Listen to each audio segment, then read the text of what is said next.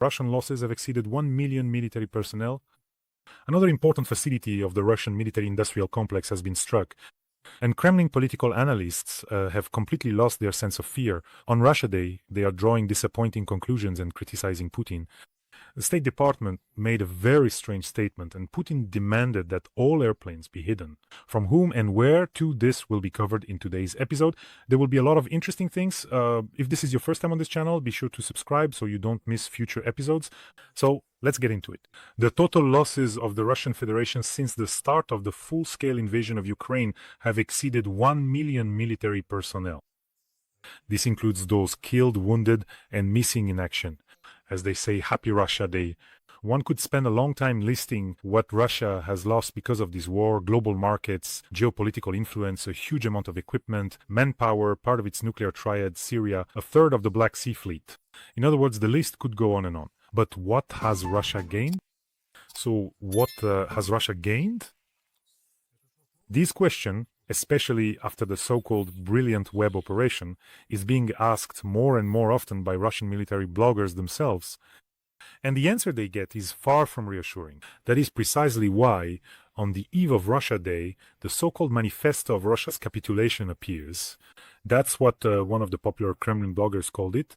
And under his post, other well-known bloggers and political analysts write that many within the system feel the same way but remain silent. This particular blogger published the manifesto as some kind of cry from the heart. You know, he lists what Russia has achieved in quotation marks and asks, what is this all about? And where are we heading? Where is our dear Russia rolling to? And here's what he writes briefly. By the way, I very rarely quote pro-Kremlin bloggers, but in this case it's quite appropriate. He writes that Kazakhstan is going its own way, signing a military cooperation plan with the United Kingdom. Azerbaijan is resolving its issues completely without regard for the CSTO, demanding public apologies after the downing of the airliner. Armenia, formerly Russia's main ally in the South Caucasus, is effectively leaving the Russian orbit.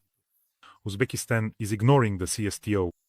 Finland is no longer just Finland, but now represents 300 kilometers of border with NATO. The same goes for Sweden, which is participating in NATO exercises. All of Northern Europe is restructuring its armed forces for joint operations in the Arctic and in the Baltic Sea. In general, all of Europe is turning into an anti-Russian coalition. With rare exceptions, I would add, Syria. Well, everything is clear here. That's it. Russia is no longer a regional leader, not a political center, and certainly not a guarantor of stability in the region. That's all. In other words, the entire scale of Russia is now effectively reduced to tactical battles in the Donetsk region and in other regions where these battles are taking place. The entire military machine is focused on storming Ukrainian villages. That's how it goes. And the front, which is practically not moving. And what is the price? So what did they get? What did they actually get? A few rare visits from some African leaders, or Trump's words about having great relations with Putin, the Taliban as allies. What did they get? And what is TB the way? What is the price of Trump's compliments? The United States is not Russia. There, the same person won't rule for decades, and if he decides something, then the relationship will be like Putin's with Xi Jinping. And even then, those relationships are different soils. And one more thing, Russia has never been so dependent on China as a vassal. So is this the peak? I think it's not the peak yet. Overall, these shifts are irreversible, this blogger sums up sadly. And under this post, others agree and write, yes, that's how it's talked about in the system, but people prefer to stay silent. Why are you staying silent, I wonder? There's plenty of room next to Strelkov, it seems to me right now. Well, yes, there has been a systematic elimination of the Russian military-industrial complex lately. Here's another extremely important facility. On the night of June 12th also, a Happy Russia Day strike hits the Rezonit plant. This is a plant that produces multi-layer printed circuit boards, both flexible and rigid, as well as high-precision microelectronic equipment. It's important to understand here that the machines used to produce this equipment were not bought by Russia recently, or if they are, it's through some roundabout ways. They don't manufacture these machines themselves. Disabling the equipment and these components, the boards used in Iskanders, Kalibers, Kh-101 cruise missiles, Orlans, Lancets, and Cup drones, as well as in guidance systems. That's it. And what's more, almost every day, one of the key links in the Russian military-industrial complex gets hit. On June 11th, it was the Tambov powder plant. The airfield in the Voronezh region got its share as well. On the 9th, it was the Progress Research Institute in Cheboksary. I told you about it before. They also manufacture antennas and components for drones and KABs. So that's how it happens. And as for this achievement, where is it all heading? That's the question this Russian blogger is asking, and he doesn't have an answer. By the way, friends, so that more people know the truth, don't forget to subscribe to this channel.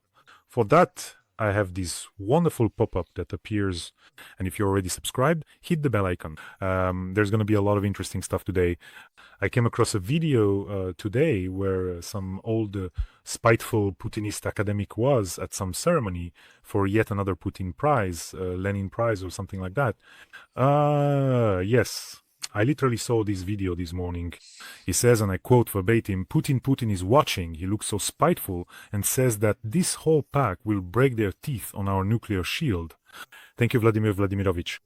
And then, he hobbles over on his 10-centimeter heels and shakes his hand. I did some checking to find out who this nuclear physicist Radi Ilkayevich Zababakin is. Well, anyway, you know what? This whole statement sums up Russia. An old nuclear physicist, already, I don't know, maybe around 90 years old, who says that they are breaking their teeth on our nuclear shield. He can barely mumble himself because he hardly has any teeth left in his mouth. You can see it clearly. So who exactly is going to break their teeth on what? I mean, you see, these nuclear physicists are bitter, rejoicing that everyone else will die off. He spent his whole life working to create this weapon. And now, in his old age, he can't even afford to get proper teeth. Or maybe he just doesn't want to, by the way, that's also possible. And now, about those very compliments from the American leader, it's simply astonishing. Today, the usual, not the embassy, but the State Department published a congratulatory message for Russia Day. Can you imagine that? Absolutely real. I quote, "The United States remains committed to supporting the Russian people in their pursuit of a bright future." This was published by Secretary of State Rubio. "We also take this opportunity to reaffirm the United States' commitment to constructive engagement with the Russian Federation to achieve a lasting peace between Russia and Ukraine." A congratulatory message for Russia Day against the backdrop of ongoing war, occupation, war crimes, abducted children, political repression, propaganda. This isn't even politeness. It's either some kind of complete strategic blindness or an attempt to sit on 2 or even 3 chairs at once for some reason. The United States doesn't need this? Absolutely doesn't need it. Neither trying to sit on 2 chairs, nor turning a blind eye to something. None of that works right now. You know what made me uneasy about this? The phrase, "The United States supports the Russian people in their pursuit of a bright future." This phrase sounds as if they are separating the entire Russian people, while the Kremlin is something separate. This is called war-era rhetoric. The regime is bad, but the people are good. I'd just like to remind you that, according to polls, the majority of the population of the Russian Federation supports the war. And I also want to say that I share those who support Ukraine and those who support the war. So I do make that distinction. And there are also Russians with Russian passports who are fighting for Ukraine. I'm talking now about the RDK, about the LSR, for whom we recently completed a major fundraising campaign. Thank you all so much for that. I personally know many people in the RDK and LSR, so in general, I do make that distinction. But there is the collective Putin, that's a large part of the Russian population, which, let me remind you, supports the war at a rate of 60 to 75%, according to various polls. And then there are about 40% who support the use of nuclear weapons against Ukraine. And then there are 35% who say, well, we shouldn't actually use it, but we should definitely set off a demonstration somewhere over them, just so there aren't too many casualties. You see what I mean?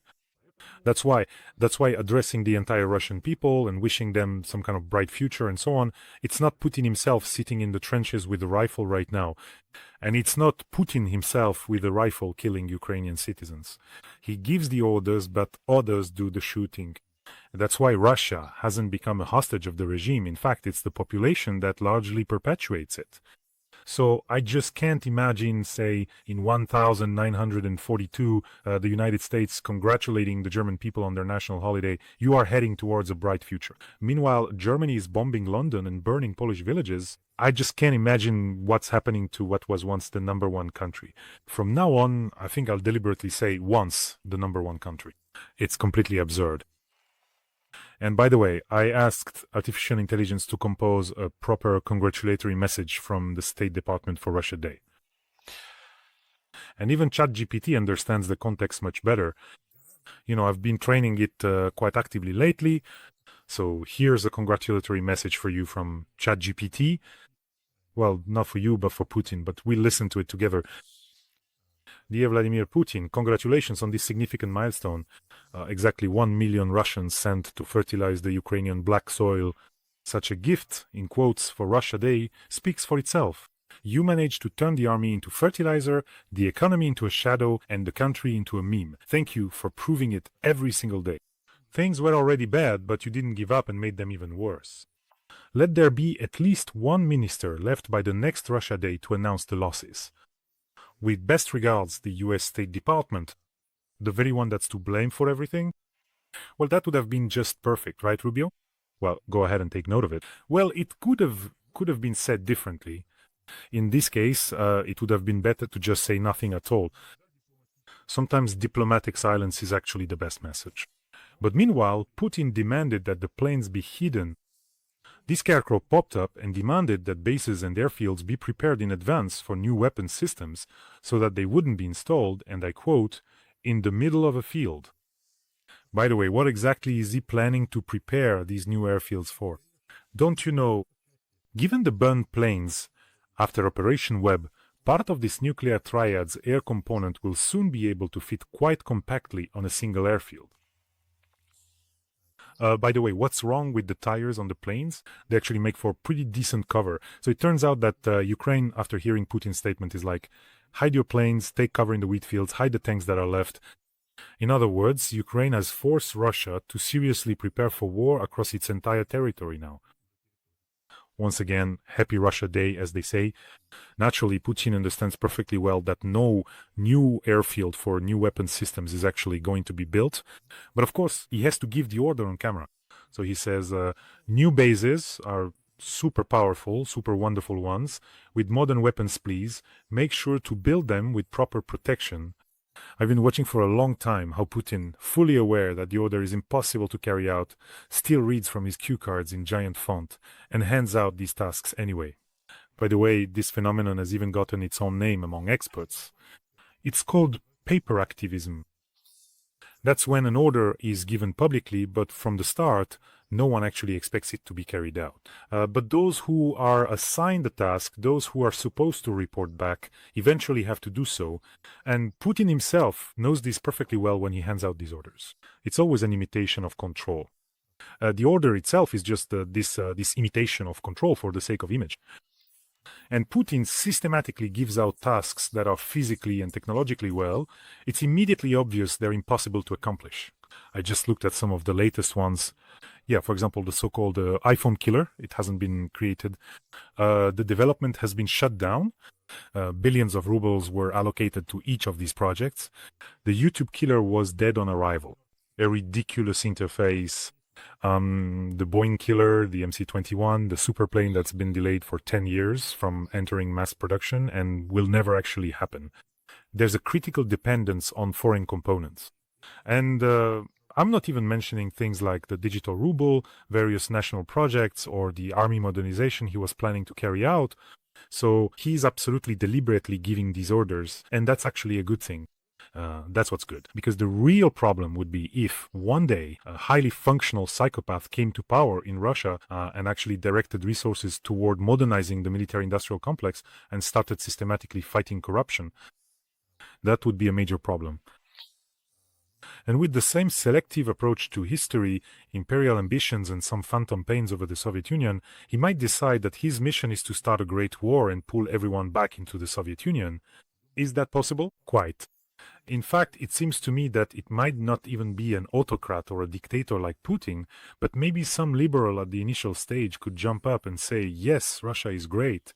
Let's go, let's do it. Although that's doubtful. I don't know. Write your thoughts in the comments. Russia will fall apart sooner before someone comes or later. It seems to me that the system that produced Putin can only produce another Putin, like in those Sauron-like minds where the orcs hatch out. That's exactly the kind of orc that could hatch out, and that's it. And by the way, the clans there already into their third generation aren't interested in dismantling the system, and soon it will be the third generation taking over. And friends, let me remind you, it's very important we have many important fundraisers, and this one is for our friends at Global Drone Academy, who train thousands of highly skilled UAV operators. And right now there's a large group there as well in general. It's a talent factory for those who have contributed to making that million a little less alive among Russians. So let's help out. There's just a little bit left to go. The link to the fundraiser is in the comments. The link to the fundraiser is also in the description of this video. You'll also find the Global Drone Academy Fund's card number there. And for those who want to help from abroad, PayPal details are provided as well. A huge thank you to everyone. We see each and every one of you, and we thank you all. If you're not watching on my channel, here's a QR code. You just scan it to go straight to the donation page. And yes, I started thinking, what if some real technocrat villain actually comes to power? And I don't know, maybe not following the Chinese model, but actually starts fighting, working in 5-year plans, setting real goals. In China, everything is different. I looked into it, analyzed why things are this way, why they're not that way. Their focus is on long-term planning. Yes, there too, the leader knows he'll be in power for a very long time, so he can afford it. If for Putin it's always some kind of improvisation, today it's an airplane, tomorrow nose make me cartoons about Poseidon, then urgently rivet together the Su-100 and 5005 out of plywood. In China, everything is much more strict. That's why I certainly don't envy anyone who wants to go to war with China in the near future. There, it's really serious, as if you're signing a contract with a party supervisor. There is someone responsible for every single project, and that's why Chinese rockets fly, roads get built, and factories keep running. A couple of examples, just to make the colossal difference clear the gap. The Chinese Minister of Technology, Jin Zhuanglong, was responsible for the C-919 project. This is also a Boeing killer, like Putin's, only this one is real. He missed the deadlines and is now under investigation. Basically, where he is, what's happened to him, whether he's alive or not, no one knows. With Putin, you can calmly spend 10 years talking about how you're moving the serial production of his supposed Boeing killer forward on paper. And when Xi Jinping came to power, he notably launched a significant anti-corruption campaign and effort that affected almost 1 million officials across the country. Just so you understand, there are tens of millions of officials in China, and 300,000 were punished for violating those very 8 rules, the 8 points that Xi Jinping introduced. Well, just like in the Soviet Union, officials love to have bouquets, banquets, trips, and overseas business trips at the state's expense. Sometimes, literally, they would order everything from all the most expensive restaurants. A banquet for an official. And then Xi Jinping introduced a rule: no banquets, reduce the volume of reports, less bureaucracy, no motorcades, and so on. Strict control. Of course, it's clear that this is all just for show, but it works. And by the way, let's not forget they have the death penalty there. 10,000 people were sentenced to the highest form of punishment. Although, compared to how many are there? 50 million civil servants and officials, that's just a drop in the ocean. But no one knows who will be next. So, of course, with China, China is a colossal threat. If Xi really decides to go to war, then that will be a problem. Although, I think he'll start with the historical territories of the Far East, and there won't even be a need to fight there. From time to time, I monitor Russian media to understand what's going on over there. And today, I open up the Russian RBC and see this news. This is not a joke. I literally open it and come across this news. At the Chelyabinsk Regional Psychoneurological Hospital, they chose a cuckoo bird as their mascot. The idea was suggested by the hospital's chief physician and the region's chief psychiatrist, whose last name is Kozlov. And last year, the Perm Regional Clinical Narcological Dispensary chose a squirrel in a white coat as their mascot. The experience of these two regions inspired the chief narcologist of the Urals, Anton Podobny, to choose a mascot for the Sverdlovsk Regional Narcological Hospital. Sometimes I open this and I just can't tell, is this some kind of joke or is it for real? I mean, these are real RBC. Russia actually publishes news like this. I remember when I opened that news story about how in Yekaterinburg they installed a piece of pipe as an attraction, like in Suja, where, some Russian special forces soldiers suffocated. And so that every resident and visitor of Yekaterinburg could go through it. And the main point of this news is that it was suggested by some church abbot. He said, let's do it like this. Let's set up this kind of attraction, put a piece of pipe in front of the church, and Russians will go through it and feel and understand what our boys out there are experiencing. Vika Tsiganova came to visit. Naturally, if there's some kind of freak event happening somewhere, then look around. Vika Tsiganova might pop out of a manhole nearby, and she sang there about the pipe and something else. Sometimes I just don't understand, is this already rock bottom or is there still further to go? Judging by everything, of course, it could probably go even deeper.